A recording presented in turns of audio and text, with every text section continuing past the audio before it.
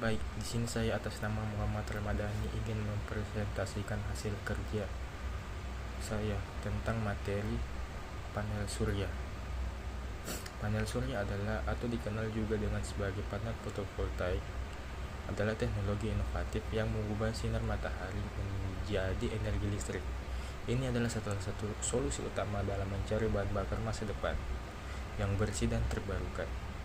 Setiap panel terdiri dari sel-sel fotovoltaik kecil yang terbuat dari bahan semikonduktor seperti silikon. Ketika foton dari sinar matahari mengenai sel-sel dalam, mereka memicu pelepasan elektron dan mencapai listrik. Proses ini disebut sebagai efek fotovoltaik. Baik, selanjutnya saya ingin menjelaskan mengapa panel surya itu cocok di rumah subsidi. Yaitu seperti yang kita ketahui, panel surya itu hemat biaya listrik. Penggunaan panel surya dapat secara signifikan mengurangi atau bahkan menghilangkan tagihan listrik bulanan, memberikan kelegaan bagi finansial bagi pemilik rumah subsidi. Dampak lingkungan yang positif yaitu dengan memanfaatkan energi matahari kita mengurangi ketergantungan bakaran fosil sehingga mengurangi emisi karbon dan kontribusi lingkungan yang lebih bersih. Nilai jual properti juga meningkat.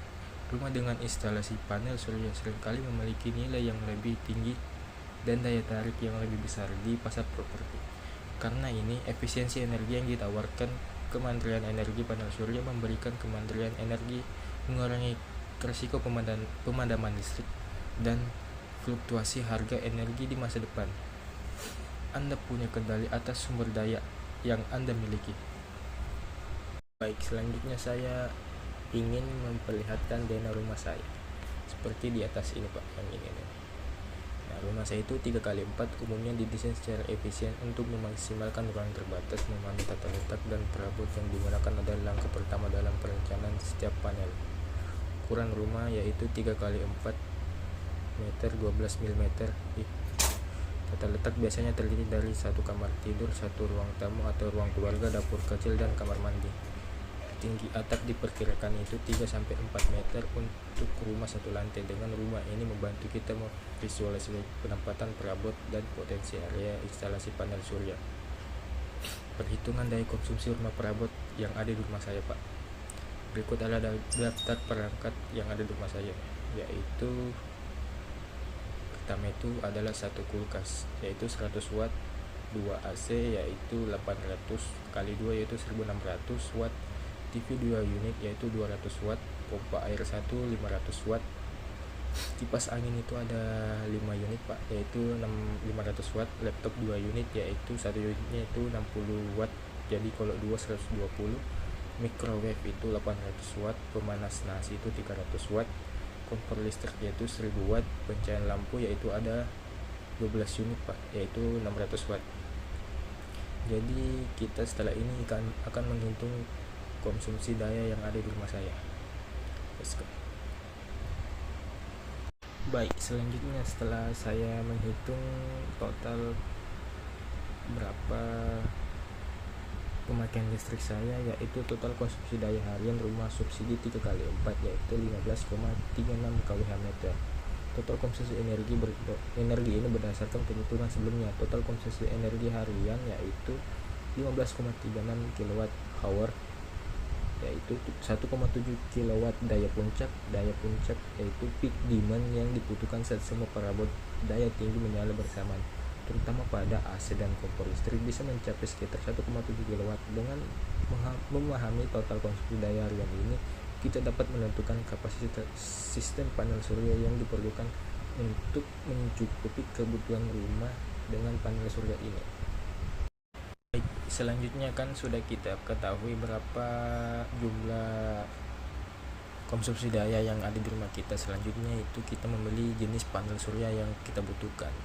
Yaitu di sini ada 2 jenis panel surya. Yang pertama itu adalah monokristalin dan yang kedua itu polikristalin.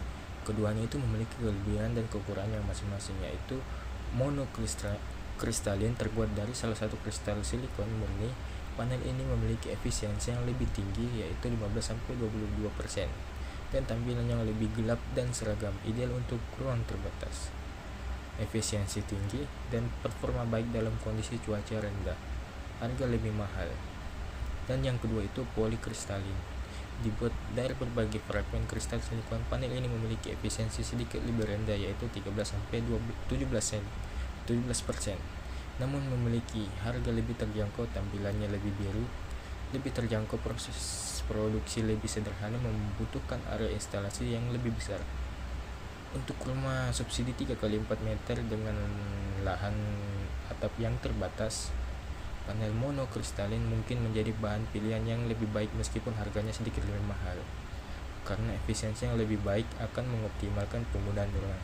Jadi di sini kita akan menggunakan monokristalin sebagai bahan dasar panel surya yang ada di rumah kita.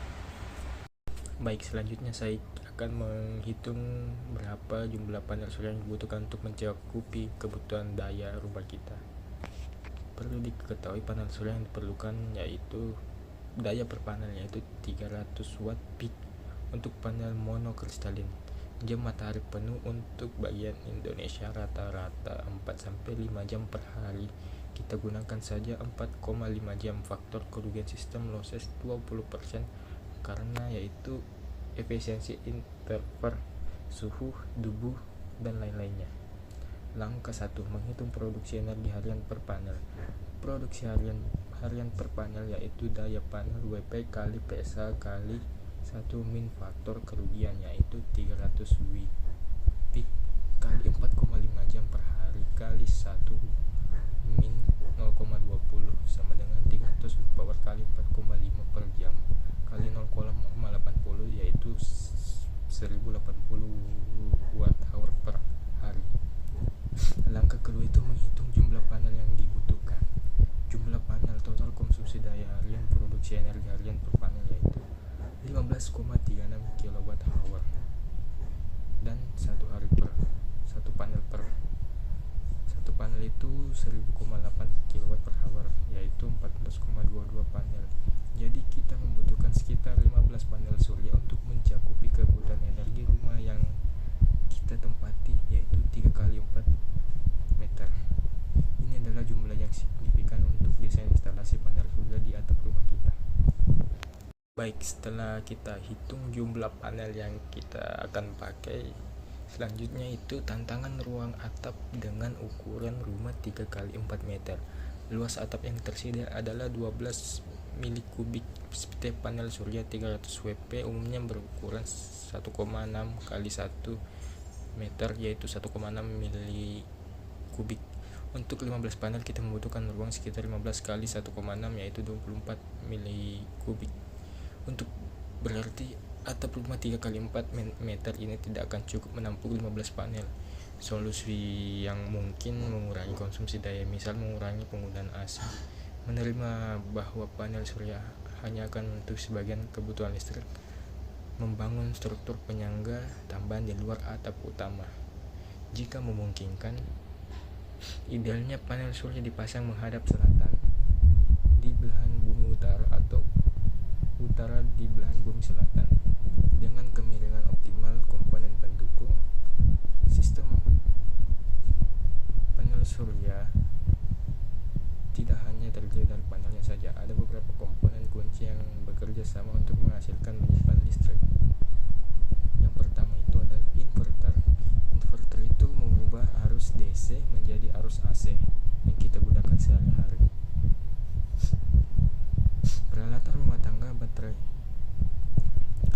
juga berfungsi sebagai penyimpan atau menyimpan kelebihan energi yang dihasilkan oleh panel surya untuk digunakan malam hari atau cuaca mendung.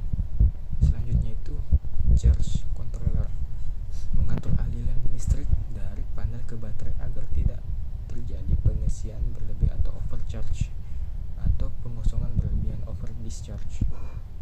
Selanjutnya itu yaitu sistem monitoring, memantau kinerja sistem panel surya secara real time, termasuk produksi energi dan konsumsi pilihan antara sistem on grid terhubung ke pln atau off grid mandiri, atau yang biasa banyak orang gunakan yaitu sistem hybrid, akan mempengaruhi pemilihan atau kapasitas komponen-komponen ini. Sekian. Baik, setelah kita bahas tentang panel surya beserta manfaat dan bagaimana cara menggunakannya, pasti kita dong punya apa itu kesimpulan dari semua yang telah kita bahas kali ini? Yaitu yang pertama itu investasi berkelanjutan. Meskipun instalasi panel surya ini untuk rumah subsidi 3x4 meter dengan kebutuhan daya cukup tinggi, menghadapi tantangan ruang, potensi penghematan jangka panjang sangat menjanjikan. Dengan 15 panel yang dibutuhkan, kita harus mempertimbangkan efisiensi ruang atap atau mengurangi konsumsi daya penggunaan tagihan listrik. Penghematan daya mencapai 50-100%, tergantung pada kapasitas sistem yang terinstall. Kontribusi lingkungan, mengurangi jejak karbon dan mendukung energi bersih. Peningkatan nilai properti rumah menjadi lebih modern dan efisiensi energi. Pemerintah dan lembaga keuangan juga seringkali menawarkan skema pembiayaan atau subsidi untuk mendukung adopsi energi surya di rumah tangga. Termasuk rumah subsidi ini, jadikan panel surya sebagai investasi bijak untuk masa depan yang lebih hijau dan bersih. Sekian dari saya, Muhammad Ramadhani, 24 OSP 090. Inilah hasil dari presentasi saya dengan mapel mata pelajaran tentang panel surya yang bisa dikembangkan di rumah sendiri. Sekian, Pak.